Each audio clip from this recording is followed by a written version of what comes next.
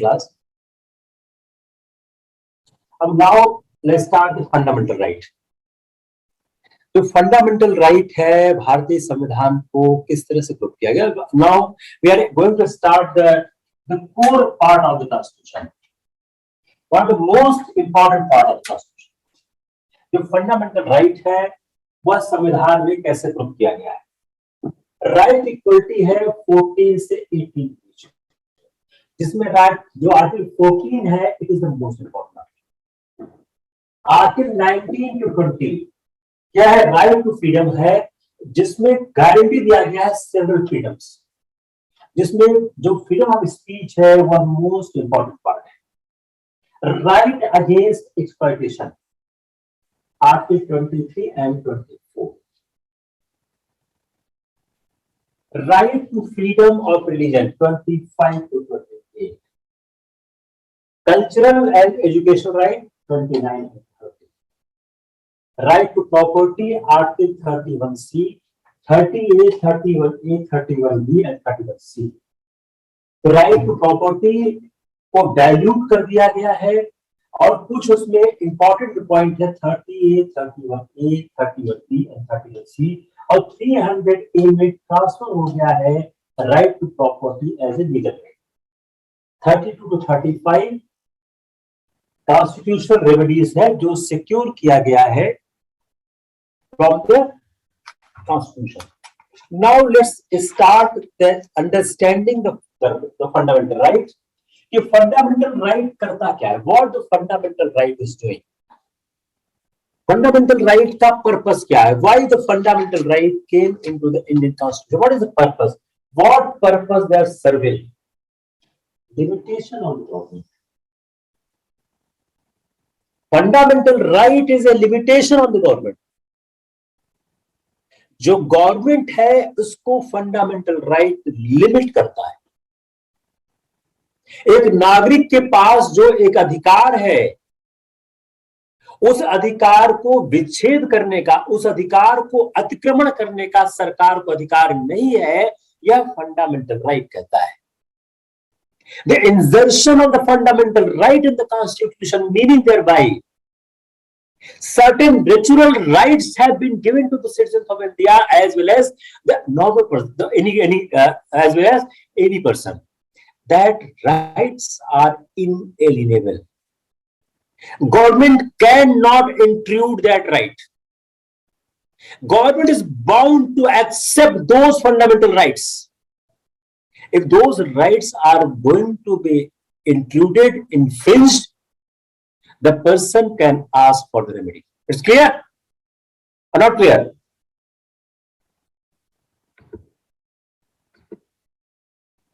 Clear, not clear? Very good. Lovely, lovely.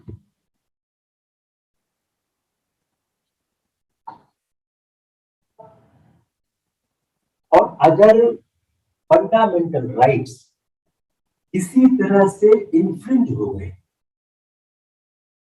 जो large limitation government पर fundamental right के कारण आती है, तो मोस्ट इंपॉर्टेंट प्रॉब्लम क्या है कोर्ट का. Interpreting this rights.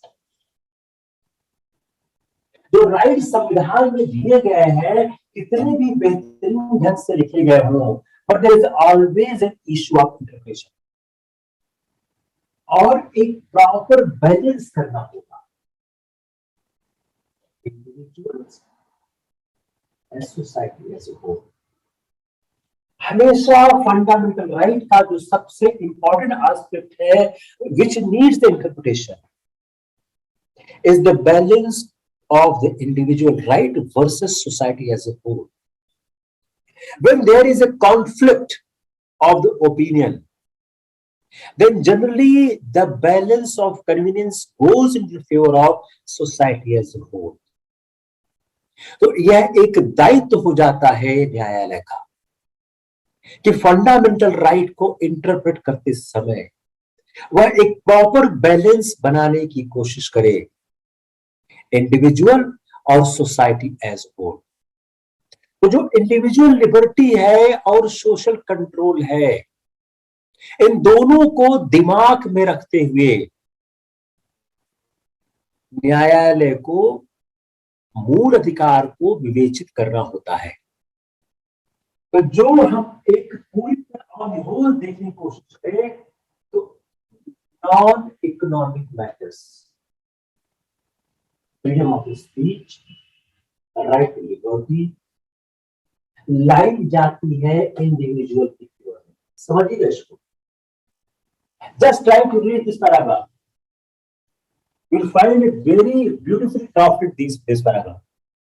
जो नॉन इकोनॉमिक मैटर्स है, जिसमें फ्रीडम ऑफ स्पीच है, राइट टू लाइफ है, इसमें फेवर किसमें है? इंडिविजुअल में है। जहां पर इकोनॉमिक मैटर्स है वहां पर किसकी फेवर में है? Social control. जहां पर नॉन इकोनॉमिक मैटर्स है वहां पर इंडिविजुअल को प्रेफरेंस है। इसको आप दूसरी तरह से देख सकते हैं। जहां पर नॉन इकोनॉमिक मैटर्स है वहां पर इंडिविजुअल के फेवर में इशू टिल्ट हो रहा है, और जहां पर इकोनॉमिक इशू है वहां पर शिफ्ट हो रहा है फेवर ऑफ सोशल कंट्रोल। इस इशू को प्राप्त किया गया है judicial interpretation and constitution amendment. अभी इशू क्या खड़ा हो रहा है? Just try to see issue क्या है। Individual versus society.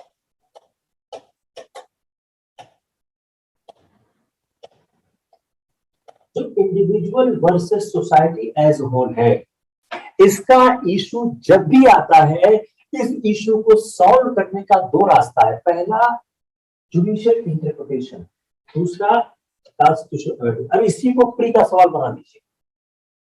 Make this question for prelims. इस फंडामेंटल राइट में जो इंडिविजुअल और सोसाइटी एज होल के बीच का जो इशू है वो कैसे सॉल्व किया जाता है? ए, by constitution, by the provisions of the constitution. B, by judicial interpretation. C, by constitutional amendments. D, by the public opinion. On the question. आप जब तक अपने दिमाग को ट्रेन नहीं करोगे एनालिटिकल क्वेश्चंस को हैंडल करने के लिए, तब तक एग्जाम क्लियर नहीं होगा। इस एग्जाम को क्लियर करने का एक ही रास्ता है, अपने माइंड को आप ट्रेन करो। आपका माइंड इस तरह ट्रेन हो जाए कि आप एनालिटिकल सवालों को सॉल्व करने की हालत में आ जाओ। वो जैसे आ जाओगे वैसे आपका काम बनना स्टार्ट हो जाएगा। अब सुप्रीम कोर्ट ने क्या किया है? सुप्रीम कोर्ट ने इनिशिएट किया है doctrine of implied fundamental right. Court ने इस बात को एसर्ट करना शुरू कर दिया है, in order to treat right as a fundamental right,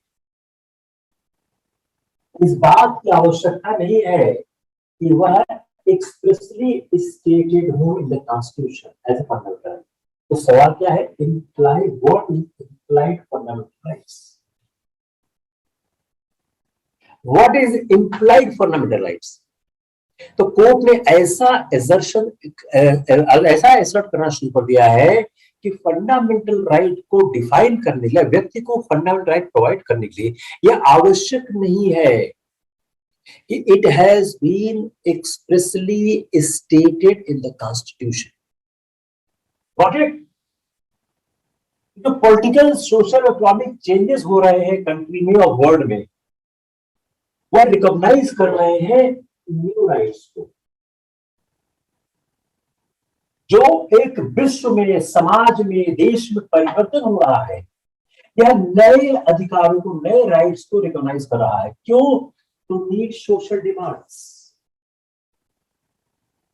इसलिए कोर्ट को कोई भी डिसीजन लेते समय इकोनॉमिक रियलिटीज को और एस्पिरेशंस ऑफ द पीपल को कंसीडर करना होगा। यह कंसीडरेशन किस मामले में होगा? सोशल इंटरेस्ट को ध्यान में रखते हुए। और यह जो सोशल इंटरेस्ट क्या है, यह पर्पस ऑफ द लेजिस्लेशन होगा। और जब कोई डिसीजन होगा तो फेवर में जाएगा of constitutionality of the status. क्योंकि हमेशा ये प्रिजम्पशन होगा कि legislature understands and correctly appreciate the needs of its own people. Now try to understand the basic philosophy. Why legislature has been preferred? Now try to understand the basic philosophy. Why legislature has been preferred?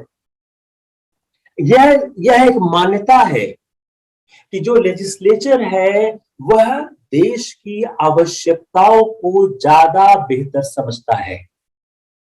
इसलिए जब भी किसी संवैधानिकता का सवाल होगा, इस सवाल को ध्यान में रखा जाएगा कि व्यक्ति की आवश्यकताओं को जो हमारी विधायिका है वो बेहतर समझती है। Whenever there an issue of the constitutionality, it will always presume that legislature understand and appreciate better the needs of its own people.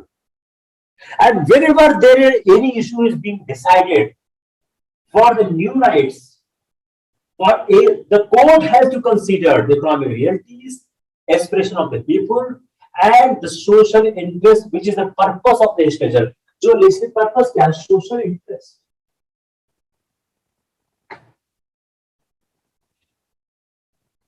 Any problem? No problem.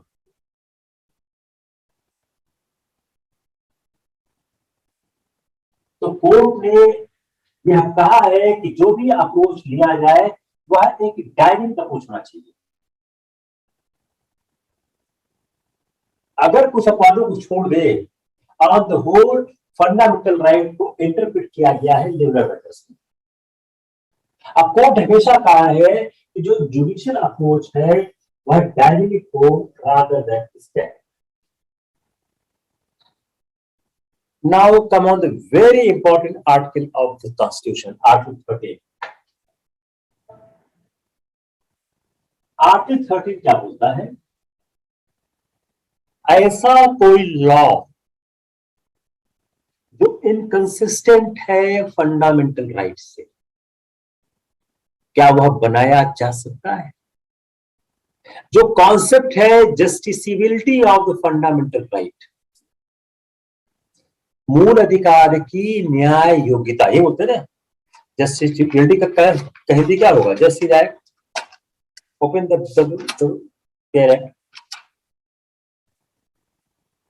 जो कानून के लिए जो विधि मान्यता है, जो मूल अधिकार से असंगत या उसको अल्पीकरण करने वाली विधियां, लॉ इनकंसिस्टेंट विथ और in derogation of the fundamental rights. ऐसा कोई राइट क्या बनाया जा सकता है? अगर हम इसको एक्सप्लेन करने की कोशिश करें, जस्ट सी द आर्टिकल 31, 2, 3, 4, जरा इसको देखने की कोशिश करिए। अब आर्टिकल 13 क्या है? यह एक बड़ा इंपॉर्टेंट की प्रोविजन है। क्यों है? यह फंडामेंटल राइट के इंप्लीमेंटेशन को क्लिक देता है और यह इसको जस्टिसिएबल बनाता है, इसको वाद योग्य बनाता है, न्याय योग्य बनाता है। यह आर्टिकल केवल यह डिक्लेयर नहीं करता है कि pre constitution laws as void to the extent which they are inconsistent with the fundamental rights. Article 13 क्या बोलता है? If you read the Article 13, कि जो भी प्री कॉन्स्टिट्यूशन के पहले के लॉज हैं वह उस सीमा तक असंगत है, अनकॉन्स्टिट्यूशनल है, जिस सीमा तक फंडामेंटल राइट्स का वायलेट करते हैं और फंडामेंटल राइट से इनकंसिस्टेंट है। मीनिंग देयर बाई, अगर इनकंसिस्टेंट नहीं है तो आर्टिकल 13 ये नहीं कहता है कि वह एक्सेप्टेबल नहीं है। यह प्रोहिबिट करता है स्टेट को कोई ऐसा लॉ बनाने से जो एब्रोगेट करता है fundamental right. The two very important conclusion we can derive from here. Article 13 judiciary को गार्जियन, जुडिशरी खासकर सुप्रीम कोर्ट को गार्जियन, प्रोटेक्टर और इंटरप्रेटर मानता है फंडामेंटल राइट्स का। और यह आर्टिकल कंफर करता है राइट और इंपोज करता है ऑब्लिगेशन कोर्ट पर तो डिक्लेयर करे वाइड अगर वो इनकंसिस्टेंट है फंडामेंटल राइट से। सुप्रीम कोर्ट ने इसको एलिब्रेट किया है protective role under article 13 by laying down the proposition that judicial review is basic features of the constitution। इसका मतलब क्या हुआ कि जो जुडिशरी का रिव्यू करने का पावर है वह किसी भी तरह से कर्टेल नहीं किया जा सकता बाय एनी कॉन्स्टिट्यूशनल अमेंडमेंट। अगर हम जुडिशियल रिव्यू पावर को देखें, यह अमेरिका के पास नहीं थी, यह मर्बरी वर्सेस मेडिसन इस केस के द्वारा सुप्रीम कोर्ट ने एक्सेप्ट किया कि उसके पास जुडिशियल रिव्यू की पावर है। इंडिया में ये इनहेरेंट पावर है, कॉन्स्टिट्यूशन में एक्सप्लेन है। यूएस कॉन्स्टिट्यूशन पावर नहीं है from this case law. The American constitution has right to take this power of judicial review. अब जो article 13 statute law, not the law declared by the courts or with the directions issued under Article 142। इसको आप देखिए, जरा सोचिए बात, जो article 13 है वह किस लॉ के बारे में है? वह स्टैट्यूट लॉ के बारे में है। वह उन लॉ के बारे में नहीं है जो कोर्ट डिक्लेयर करता है या जो आर्टिकल 142 से इमिनेट होते हैं। आर्टिकल 142 क्या है? Enforcement of decrees and order of supreme court and orders as to discovery act. तो जो आर्टिकल 142 जो अपने सुप्रीम कोर्ट के जुरिसडिक्शन में जो ऑर्डर निकलते हैं उसके लिए यह आर्टिकल 13 नहीं है। तो आप लिमिटेड पॉइंट समझने की कोशिश करिए कि जो आर्टिकल 13 है यह स्टैट्यूट लॉ पे अप्लाई होता है। लॉ को डिक्लेयर करती है या जो आर्टिकल 142 में डायरेक्शन देती है उस पर अप्लाई नहीं होता है। जो भी प्रोविजन ऑफ कॉन्स्टिट्यूशन जो फंडामेंटल राइट्स रिलेटेड है उनका कोई रिट्रोस्पेक्टिव इफेक्ट नहीं है। और inconsistent existing law become void only from the commencement of the constitution। Only from the commencement of the constitution। It's clear this point? Rule of severability। Article 13 यह नहीं कहता है कि पूरा का पूरा कानून वॉइड होगा। आर्टिकल 13 यह नहीं कहता है पूरा का पूरा कानून शून्य होगा। वह क्या बोलता है? केवल वही प्रावधान शून्यता को प्राप्त करेंगे जो प्रावधान फंडामेंटल राइट को वायलेट करते हैं। जो प्रावधान फंडामेंटल राइट को वायलेट नहीं करते हैं वह प्रावधान शून्यता को प्राप्त नहीं करेंगे। The rule of severity is saying that Article 13 does not make an entire law to be inoperative. Only such operations will be inoperative which are inconsistent or violating the fundamental right। Doctrine of eclipse, तो बड़ी interesting doctrine है, ऐसा पूछा जाते हैं। अब जो एक एग्जिस्टिंग लॉ है वह इनकंसिस्टेंट है फंडामेंटल राइट से, यह इनऑपरेटिव हो गया from the date of the commencement of the constitution, लेकिन यह डेड है।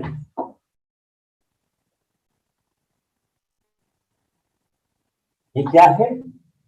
यह ओवरशैडोड है बाय फंडामेंटल राइट्स। और यह किस में रह रहा है? गवर्नमेंट में, सुषुप्त अवस्था। यह सुषुप्तावस्था में है, यह समाप्त नहीं है, it is not dead.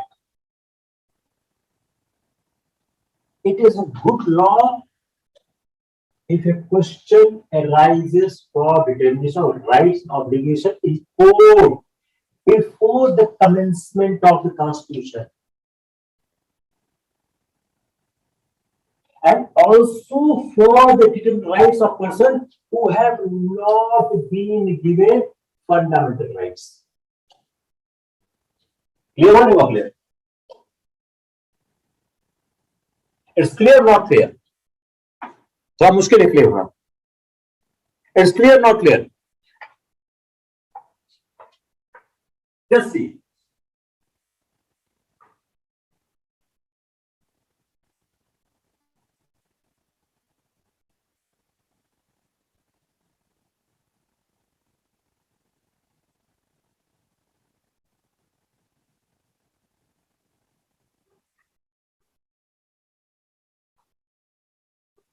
Clear?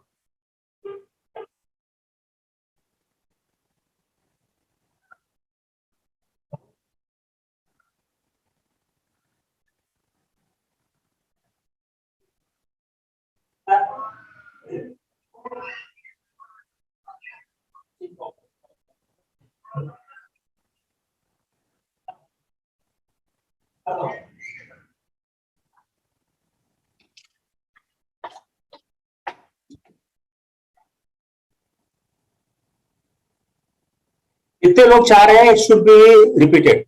How many person wants it to be repeated? किसको क्लियर हो गया?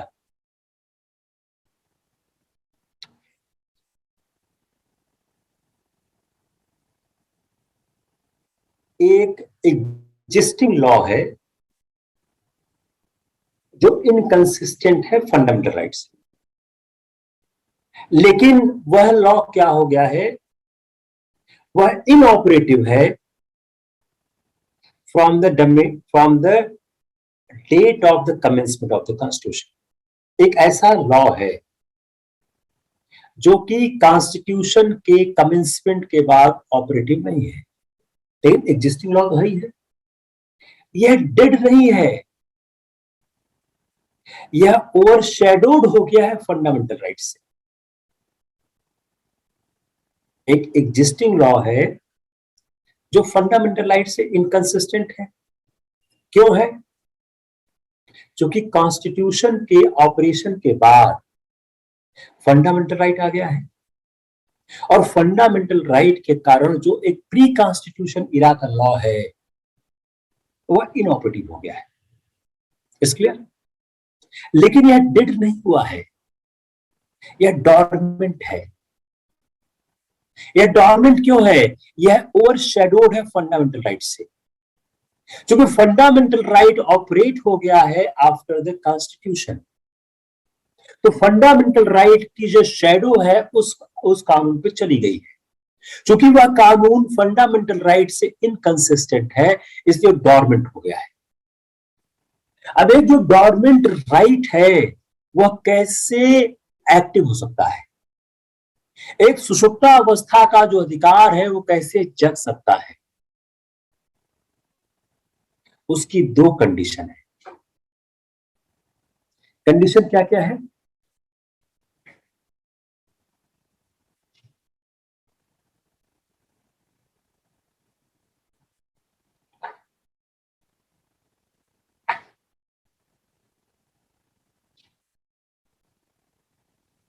उस व्यक्ति के खिलाफ यह अधिकार, वह कानून प्रभावी हो जाएगा जिसको फंडामेंटल राइट कॉन्स्टिट्यूशन में दिया है.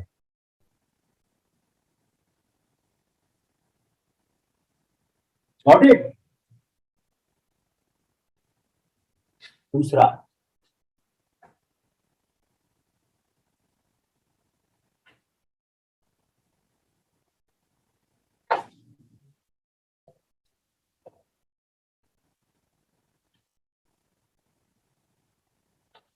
इन दो परिस्थितियों में वह कानून प्रभावी हो जाएगा. स्थिति नंबर एक, कोर्ट के पास एक ऐसा मुद्दा आ जाए जो कि संविधान के लागू होने के पहले के अधिकारों और कर्तव्यों के बारे में विवेचित करना हो। दूसरा, उस व्यक्ति के बारे में विवेचित करने का मुद्दा आ जाए जिसको कॉन्स्टिट्यूशन ने फंडामेंटल राइट नहीं दिया है। Very good question for prelims, और मेजॉरिटी लोग उसको गलत कर जाएंगे। आप किसको क्लियर नहीं हुआ? I have no issue to repeat it again, but I want the parents attending the class should go this issue very clear in the mind. This is a very important issue to come with examination. किसको clear नहीं हुआ?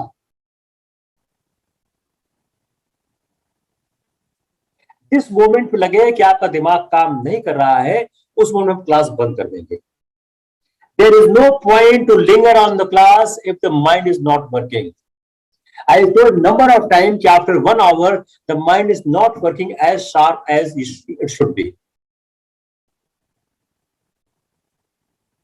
इसका ही सवाल 1 minute number मेरे को इसे भी लिखा भी मिस कर गया।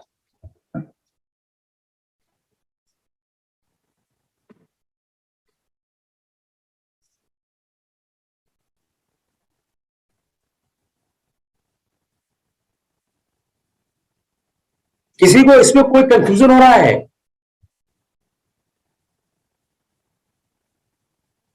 Anyone has a confusion on this?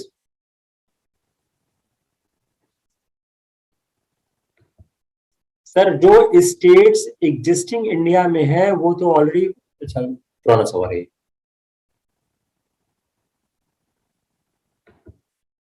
नहीं है, वेरी गुड, सब क्लियर हो गया। तो जो आर्टिकल 13 आप पढ़ेंगे वहां से डॉक्ट्रिन ऑफ इक्लिप्स आता है।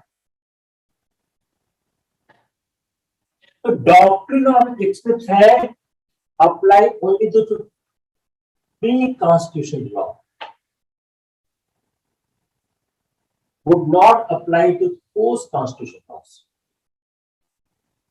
Post-constitution laws govern होते हैं from Article 32. ये Article 32 पढ़े आप? Article 32 पढ़िए एक बार, जस्ट ये Article 32 मिल गया। क्या बोलता है? The state shall not make any law which takes away or abridges the rights conferred by this part, and any law made in the contravention of this clause shall to the extent of contravention to be void. तो article 13(2) क्या govern करता है? यह govern करता है post constitution law. Now read article 13(1). All laws in force in the territory of India immediately before the commencement of this constitution, insofar as they are inconsistent with the provision of this part, shall to the extent of such inconsistency to void. तो article 13 बात करता है pre constitution law का, और doctrine of eclipse है for the pre constitution law. Article 13(2) बात करता है पोस्ट कॉन्स्टिट्यूशन लॉ को, और आर्टिकल 31 और 32 को सुप्रीम कोर्ट ने डिस्टिंग्विश किया है, यह कहते हुए कि दोनों की फिजियोलॉजी डिफरेंट है। तो जो आर्टिकल 13(2) है वह अप्लाई जो करता है पोस्ट कॉन्स्टिट्यूशन लॉ में, प्रोहिबिट करता है किसी ऐसे कानून को बनाने से जो फंडामेंटल राइट को एब्रिज करता है, और आर्टिकल 13(1) अप्लाई करता है प्री कॉन्स्टिट्यूशन लॉ को, वह इस तरह के किसी प्रोहिबिशन को नहीं रखता है। और जो लॉ कॉन्ट्रावीन करता है फंडामेंटल राइट को, लिमिट करता है citizens only, it will operate with respect to the non citizens. In case the law contravene fundamental limited to the citizens only, it will operate with respect to non citizens. तो जो भी act declare होगा अनकॉन्स्टिट्यूशन under article 40 1931 यह revive कर जाएगा जब इसको 9th schedule में रखा जाएगा। जो 13(1)B की लैंग्वेज है क्या बोलती है, वह उस डिफेक्ट को क्योर कर देती है with retrospective operation from the date is put on the statute. 13(1) और इसको और सिंप्लीफाई करता हूं, 13(1) और 13(2). 13(1) बात करता है प्री कॉन्स्टिट्यूशन लॉ की, डॉक्ट्रिन ऑफ इक्लिप्स किसमें है, प्री कॉन्स्टिट्यूशन लॉ में है। 13(2) बात करता है पोस्ट कॉन्स्टिट्यूशन लॉ। तो 13(2) बात करता है ऐसा कोई कानून आप नहीं बना सकते हो जो फंडामेंटल राइट को एब्रिज करता हो। अब अगर जो किसी चीज को आपने 9th शेड्यूल में डाल दिया, तो 9th शेड्यूल में डालने का मतलब क्या है कि वह इस कैटेगरी से, इससे इम्यून हो गया। अगर आपने किसी चीज को 9th शेड्यूल में डाल दिया तो आर्टिकल 13 से इम्यून हो गया। तो इस कारण से वह लॉ अनकॉन्स्टिट्यूशनल नहीं होगा, बिकॉज इट वॉज इन्फ्रिंजिंग और एब्रोगेटिंग द फंडामेंटल राइट। क्लियर? पता किसको क्लियर नहीं हुआ?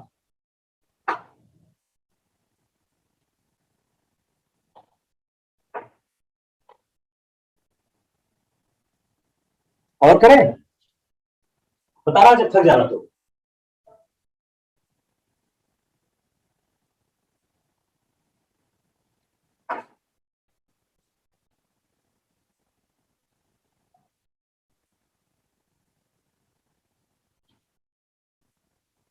अब जो भी पोस्ट कॉन्स्टिट्यूशन लॉ है वह फंडामेंटल राइट से इनकंसिस्टेंट है।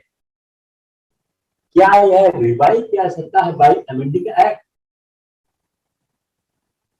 Act have to re enact. यह सिर्फ अमेंडमेंट से रिवाइव नहीं होगा। क्यों? क्योंकि वो वाइड एंड इनिशियो है, वह शुरुआती दौर से ही शून्य है। अगर कोई एक्ट एक्सेसिव डेलीगेशन के आधार पर वैध हो गया है तो क्या वाइड एंड इनिशियो है, यह रिवाइव नहीं हो सकता है बाय अमेंडिंग एक्ट। जो उसकी एक वाइसेस, जो कमियां है, रिमूव करने से यह रिवाइव नहीं होगा। क्या करना होगा? पूरे एक्ट को ही री एनैक्ट करना होगा। तो इसलिए अगर कोई एक्ट इनवैलिड है अंडर आर्टिकल 32, यह रिवाइव नहीं हो सकता है मियरली बाय अमेंडिंग एक्ट। फिर क्या करना होगा? इसको री इनैक्ट करना होगा, इसको लिखना होगा,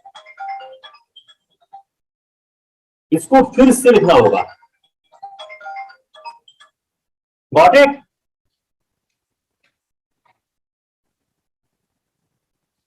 क्लियर? मेरे ख्याल से यहां रोक देते हैं, अदरवाइज आप ही ज्यादा हो जाएगा। कोई सवाल जवाब है? एनी क्वेश्चन में है?